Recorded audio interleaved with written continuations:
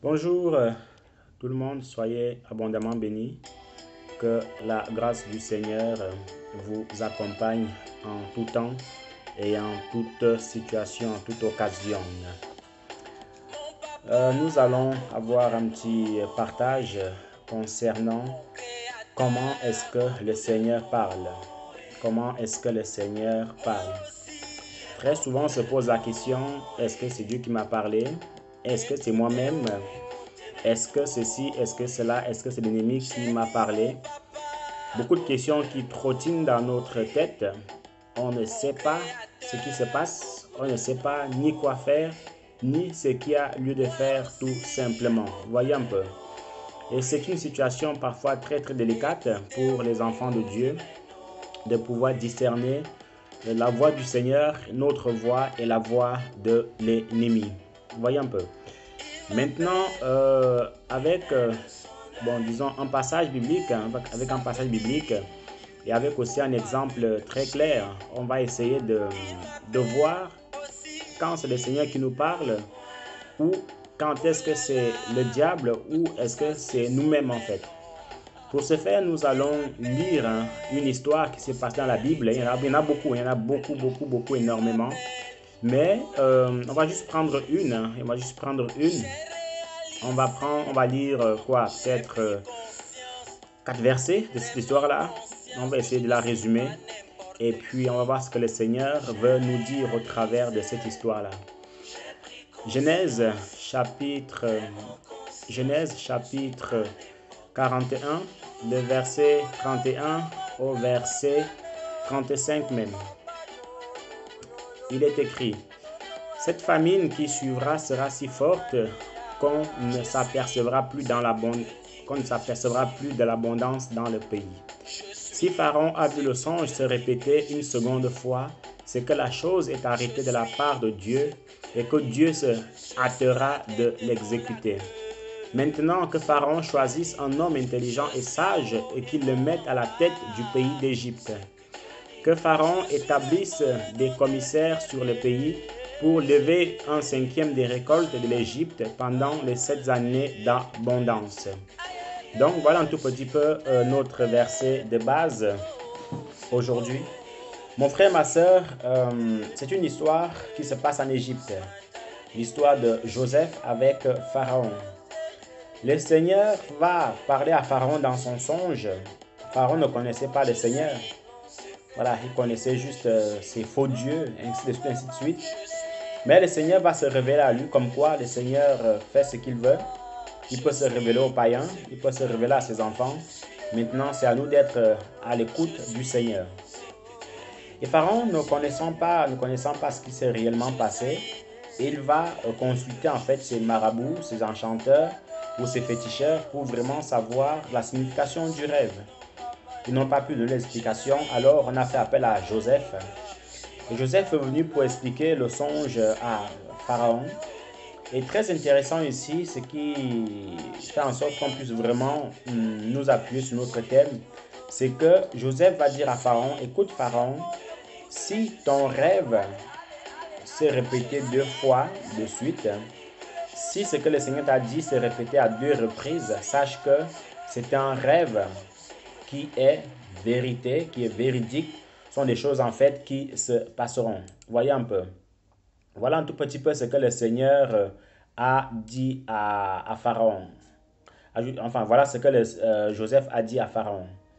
Ce qui veut dire quoi? Ce qui veut dire que, vous savez, quand le Seigneur parle, et pour que la chose, en fait, voyez-vous, frères et sœurs, pour que la chose puisse vraiment, en fait, se réaliser, et pour qu'on puisse vraiment savoir que c'est réel, et que, qu'on monte, qu'on descende, la chose va se réaliser. C'est quand le Seigneur nous parle, nous montre en fait la même chose à 2 reprises, surtout à 2 reprises.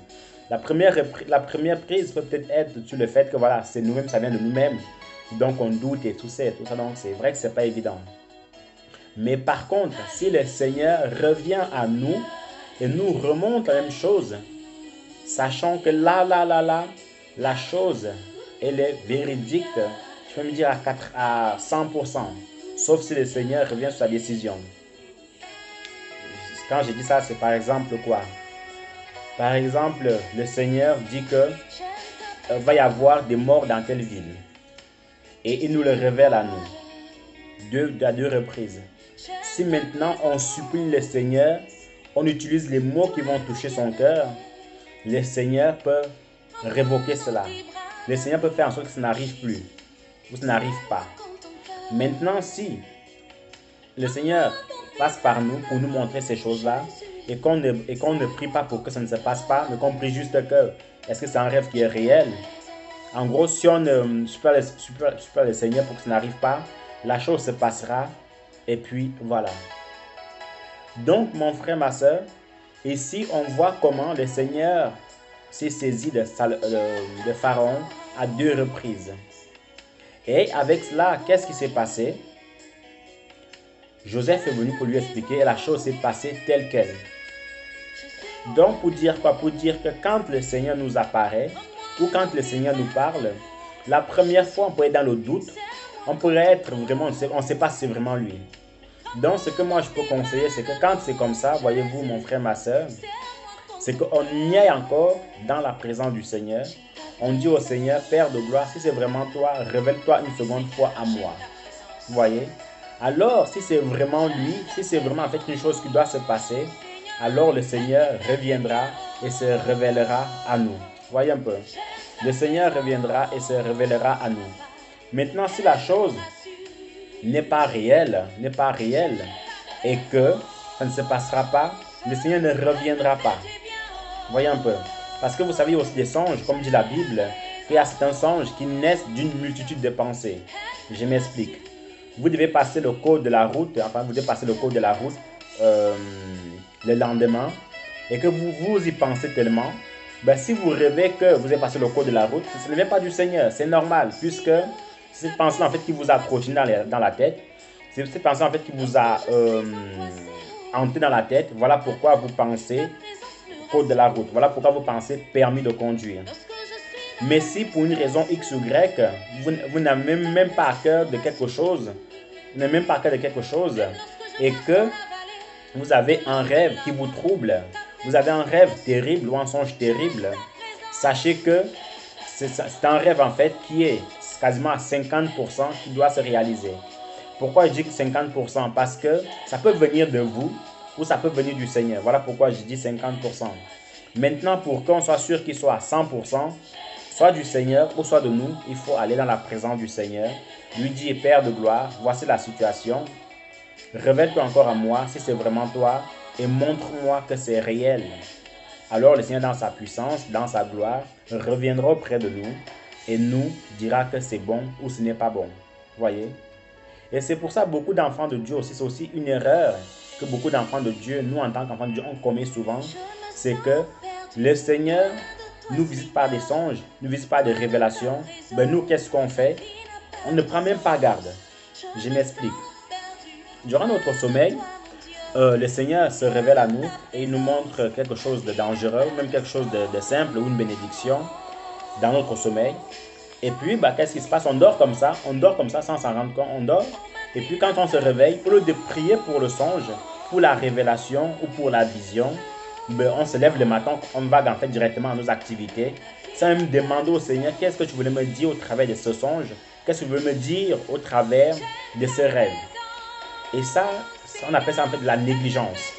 Et ce qui est encore plus dommage, c'est que nous demandons des songes au Seigneur, nous demandons des visions au Seigneur, mais quand le Seigneur se révèle à nous, on ne prend même pas soin de vraiment aller dans la présence du Seigneur pour lui demander ce qu'il voulait vraiment nous communiquer. Et c'est vraiment dommage. Et c'est pour ça que je dis beaucoup d'enfants de Dieu, qu'est-ce qui se passe? Ils n'ont plus de songes, ils n'ont plus de visions, ils n'ont plus de révélations. Pourquoi? Parce que bien avant, on les a demandés au Seigneur, le Seigneur s'est révélé à nous, on a négligé tout cela. Vous savez, il y a un passage dans l'Ancien Testament qui dit que malheur à celui qui fait l'œuvre de Dieu avec négligence. C'est-à-dire quoi? C'est-à-dire que si on fait l'œuvre de Dieu avec négligence, si on ne prend pas garde à l'œuvre de Dieu, le Seigneur, il n'a pas le temps. Vous voyez, il n'a pas le temps. Il faut comprendre ces enfants qui font des efforts, qui ont du mal. C'est une chose. Mais ces enfants qui ne prennent pas garde, qui s'en foutent de tout, là, le Seigneur passe à autre chose. C'est comme le Saint-Esprit. Dès qu'on commence à l'attrister, il nous avertit une fois, une deuxième fois. Si on continue, il part.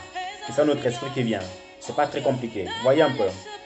Donc, le Seigneur veut toujours se révéler à nous. Et puis, à nous de nous disposer. Je prends l'exemple. Actuellement, nous vivons une crise appelée le coronavirus. Ce virus horrible qui est en train de faire des dégâts, des ravages dans le monde entier. Certainement, dans le monde entier, je suis convaincu que de tous les chrétiens qui sont dans le monde, même les païens, le Seigneur s'est certainement révélé à quelqu'un, à un enfant de Dieu dans le monde entier, pour lui faire comprendre qu'il va y avoir une crise sanitaire, il va y avoir quelque chose qui va déstabiliser le monde, l'économie mondiale. Alors il faut l'annoncer au monde entier. Et cet enfant-là, il l'a reçu, mais il a négligé. Ou en fait, il a gardé que pour lui. Ou en fait, qu'est-ce qui s'est passé? Il s'est juste dit non, moi j'ai peur qu'on me prenne pour un fou. Et si ça ne se réalise pas, qu'est-ce que j'ai fait? Vous voyez un peu. Et c'est vraiment dommage en fait. C'est vraiment dommage. L'enfant de Dieu ne doit pas avoir peur. Vous voyez? L'enfant de Dieu ne doit pas avoir peur du tout. Mais l'enfant de Dieu doit être celui-là en fait, quand le Seigneur se révèle à lui. Si on n'a pas bien compris quelque chose, on repart dans la présence du Seigneur. On lui dit, Père, si c'est vraiment toi, révèle-toi encore une seconde fois à moi, comme au temps de Joseph avec Pharaon, ainsi de suite, ainsi de suite. Je vais vous prendre l'exemple de ce qui m'était arrivé.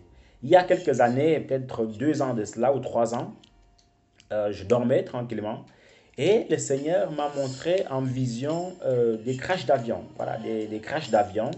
Je dormais et puis j'étais un peu troublé. Il y avait dans ce songe-là, il y avait des gros porteurs, donc les Airbus, voilà, les Airbus, les Boeing et tout ça, les gros porteurs, donc ceux qui font les lignes internationales. Et de l'autre côté, il m'a aussi montré en fait un crash d'avion d'un petit porteur, donc qui font en fait des petites lignes, des petites lignes qui transportent peut-être 90 personnes, 80 personnes. Alors j'étais troublé, mais vraiment troublé dans ce rêve-là que ouais, c'est difficile, c'est pas évident. Tous ces gens qui vont mourir, c'est pas évident du tout. Et toujours dans ce rêve-là, je voyais qu'après le crash d'avion, où l'avion en fait c'était terminé, je vois en fait des débris d'êtres humains cuits, comme la viande cuite en fait. Comme quand on fait un barbecue, vous voyez un peu. Cuit comme noir. Noir, c'était terrible, ça, c'est horrible. On voyait comment la chair humaine était cuite et tout ça, comme de la viande. J'étais troublé. Alors j'ai dit au Seigneur, mais Père, c'est pas possible, c'est pas du tout possible. Comment est-ce que ça peut se passer? Comment une telle chose en fait peut se passer?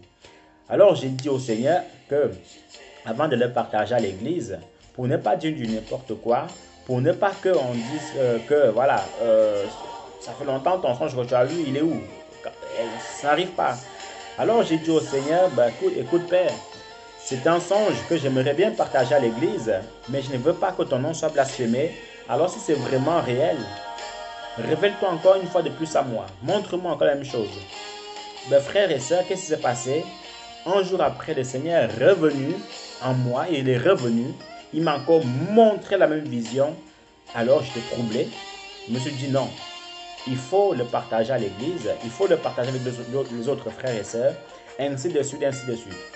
Alors, je l'ai partagé en pleine assemblée, j'ai partagé le rêve et tout ça, et tout ça, et tout ça. Et frère, vous savez quoi? 2 mois après, voilà, 2 mois après, c'est même quelque chose que j'avais oublié. Mais comme le Seigneur, même si on oublie, le Seigneur revient toujours pour nous rappeler que tu vois ce que je t'avais dit, c'est arrivé. Quelques mois après, par la grâce de Dieu, on a mis un article sur Internet où je suis allé lire qu'il y avait un crash d'avion. C'était, je ne sais pas si vous vous souvenez, il y a peut-être 2 à 3 ans de cela, il y avait un avion Air Ethiopia Airlines qui s'était crashé. Ethiopia Airlines s'est crashé, donc le gros porteur avec des centaines de personnes dedans. Et quand on voyait la vidéo, on voyait comment les débris d'êtres humains étaient comme ça. On voyait comment la chair humaine était cuite comme la chair d'un animal en fait. C'était assez horrible, assez terrible. Et en poursuivant en fait les recherches, je me suis dit, et maintenant, ça en est où pour les petits porteurs, puisque Ethiopia Airlines, c'était le gros porteur. Maintenant, en poursuivant toujours les recherches, j'ai vu qu'en Turquie, il y a eu un autre crash d'un petit porteur. un autre crash d'un petit porteur. Et par la grâce de Dieu, j'étais étonné. J'ai dit, waouh, comment est-ce qu'une telle chose peut arriver? Donc, mon frère, ma soeur, pour dire quoi? Pour dire qu'on ne prie pas pour qu'il puisse y arriver des malheurs. Non. On ne prie pas pour qu'il puisse y arriver la mort de quelque chose. Non. Mais on prie pour que le Seigneur se révèle à nous. Voici la situation de coronavirus qui arrive. Si un frère là-bas a annoncé, il ne faut pas dire au frère que, mais toi, tu ne fais qu'annoncer les mauvaises nouvelles. Non. C'est le Seigneur qui envoie ces choses, enfin, c'est le Seigneur qui passe au travers des personnes pour nous avertir. Que ce soit un bon rêve ou un mauvais rêve, c'est la même chose. Dieu fait ce qu'il veut. Voyez un peu. On est bien content quand il nous envoie des bénédictions. Ben, pourquoi ne dirons-nous pas Amen quand il y a des malheurs? Bien évidemment, je ne suis pas en train de dire qu'il faut dire Amen quand il y a des malheurs, mais ce que je veux dire, c'est que Dieu fait ce qu'il veut. Que tu dises Amen quand c'est la bénédiction, c'est égal pour lui. Que tu dises Amen qu'il y a une malédiction, c'est égal pour lui. Ça ne l'enlèvera pas de son trône. Ce n'est pas pour autant qu'il ne sera plus Dieu. Voyez un peu. Donc, il y a ce point-là. Que quand ça ne va pas, ou quand on doute sur quelque chose, demandez à Dieu, Seigneur, révèle-toi encore à moi, pour savoir si c'est juste ou si c'est faux. Maintenant, pour terminer, pour savoir encore comment le Seigneur parle, et vraiment savoir si c'est vraiment le Seigneur, c'est que vous savez, on a tous des amis. On a nos mamans, nos papas, nos frères et sœurs. En gros, je vais prendre un meilleur ami. Une personne avec qui vous parlez quasiment tout le temps, tout le temps. Vous voyez cette personne-là, quand elle vous appelle, vous reconnaissez en fait directement sa voix. Et pire encore, si cette personne en fait change de numéro de téléphone, à peine elle vous appelle un numéro de téléphone inconnu, ben rien que le fait d'entendre sa voix, vous allez la reconnaître tout de suite parce que c'est une voix qui vous est familière. Vous voyez, c'est une voix que vous reconnaissez. Elle n'est pas étrange. Elle n'est pas étrangère cette voix-là. Vous voyez un peu. Donc c'est la même chose avec le Seigneur. Si vous avez l'habitude de parler avec le Seigneur tous les jours, si vous avez l'habitude de côtoyer le Seigneur, alors tout ce que le Seigneur va vous dire, vous allez reconnaître automatiquement que là, c'est le Seigneur qui me parle. Mais de l'autre côté, voyez-vous, de l'autre côté, si c'est une personne que vous ne vous parlez quasiment pas, même peut-être une fois par an, ben déjà, rien que quand elle vous appelle, vous ne reconnaissez pas sa voix.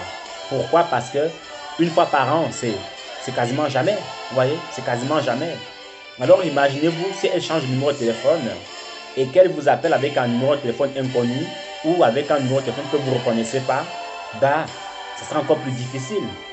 Tout ça pourquoi? Parce que vous n'avez pas l'habitude de causer avec cette personne-là. Vous n'avez pas l'habitude de vous appeler. Et c'est pareil avec les enfants de Dieu aujourd'hui. Si on ne reconnaît pas la voix du Seigneur, c'est parce que on cause avec le Seigneur une fois par an. On cause avec le Seigneur de manière exceptionnelle. On cause avec le Seigneur, voilà, de manière volatile comme ça. Donc, il ne faut pas alors s'étonner que quand le Seigneur nous parle, on doute. Quand le Seigneur nous parle, on ne sait pas qui nous parle. Voyez? Donc, en gros, au travers de cet enseignement, le Seigneur nous encourage, et moi le premier, à tisser une relation de cœur à cœur avec lui, à parler avec lui jour et nuit, dans la prière, dans la méditation, en écoutant les prédications. Et c'est là, justement, qu'il se révélera encore davantage à nous.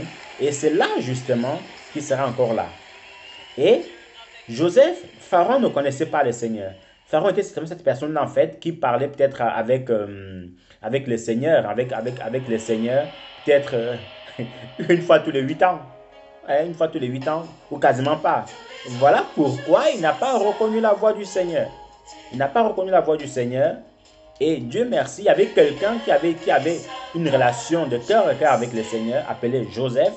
Et cette personne en fait est venue et a dit à Pharaon, écoute Pharaon, le rêve que tu as eu, il vient de l'Éternel. Parce que moi je sais comment Dieu parle. Je sais quand c'est Dieu, quand ce n'est pas Dieu. Et je sais encore quand ce Dieu-là va faire ce qu'il a dit. C'est surtout quand il le dit 2 fois. Donc si ce Dieu-là en fait l'a répété 2 fois, ça veut dire que la chose va se passer.